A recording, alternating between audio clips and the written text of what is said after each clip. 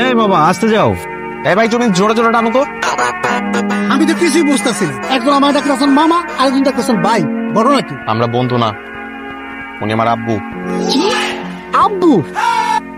আমার মেয়ে এখানে বসে আছে, তুই সাজতেছিস কেন? আমার বিয়ে করাটা তো খুব জরুরি। তোর একটা না থাকলে কত ভালো হতো, তাই না? তোমরা বাচ্চারা চলে আসছো কাবিন করতে, গার্জিয়ান লেভেলের কেউ আসলে ভালো হতো না? ছেলের বাবা আমি নিজে চলে আসছি, আরো গার্জিয়ান লাগবে? বিয়ে করবেন আমাকে? কেন, পাগল নাকি?